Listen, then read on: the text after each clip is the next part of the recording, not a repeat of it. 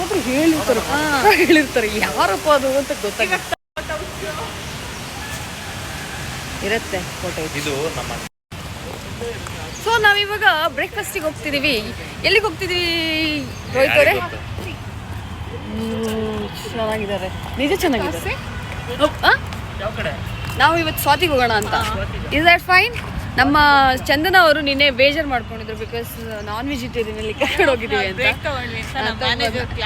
Class ಬೇರೆ ತಗೊಂಡ್ರು. ಅದು ಹೆಂಗ್ ಗೊತ್ತಾಯ್ತು ಅಂತ ನನಗೆ ಇನ್ನೂ ಯಕ್ಷ ಪ್ರಶ್ನೆ ಆಗ್ಬಿಟ್ಟಿದೆ. ಬಾಯ್. ನಾವು ನಿಮಗೆ ತೋರಿಸ್ತೀವಿ ಹೇಗೆಲ್ಲ ದಾಟಿ ನಾವು ತಿಂಡಿಗೆ ಹೋಗ್ತೀವಿ ಡೈಲಿ ಅಂತ. ನಮ್ಮ ಸಿಚುವೇಶನ್ ತುಂಬ ಖರಾಬ್ ಆಗಿದೆ.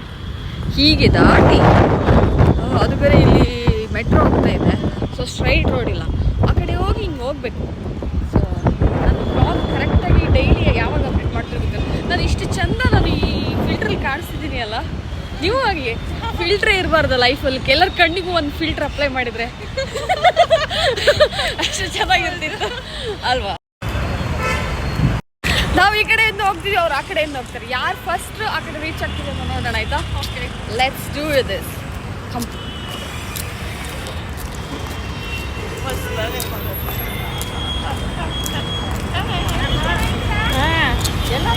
ನಿನ್ನ ಚಪ್ಪಲಿ ಬೇರೆ ಜಾರ್ತಾ ಇದೆ.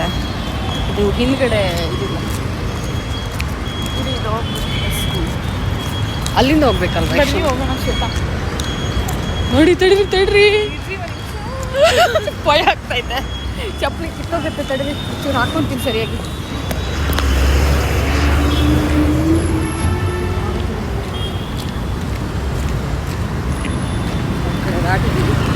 ಸೊ ಆ್ಯಕ್ಚುಲಿ ಏನಾಯಿತು ಅಂದರೆ ನಾವೇ ಫಸ್ಟ್ ಬಂದ್ವಿ, ಅವರಿನ್ನೂ ಅಲ್ಲೇ ಇದ್ದಾರೆ ಆ ಕಡೆನೇ. ನಾವು ಹೋಗಿ ತಿಂದು ಆರ್ಡರ್ ಮಾಡಿದ್ರಿಗೂ ಬರೋಲ್ಲ ಆಗ್ತದೆ. So they are there. ನನ್ನ ಚಪ್ಪಲಿ ಒಳಗೆ ಇಲ್ಲಾಂದ್ರೆ ಮತ್ತೆ ಸ್ವಲ್ಪ ಬೇಗ ಬರ್ತಿತ್ತು. ನಿಮ್ಮ ಥರ ಅದೊಂದು ಶೂ ತಗೋಬೇಕು, ಆವಾಗ ಸರಿಯಾಗಿ ಬರ್ತೀವಿ. ಬಟ್ ಇರಲಿಲ್ಲ.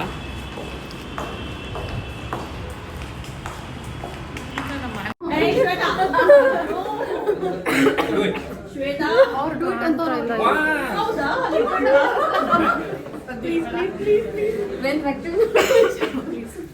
ವಿಡಿಯೋನೇ ತಗೊಂಡಿದ್ದೀನಿ. ಮೂಗಿಗಾಗಿ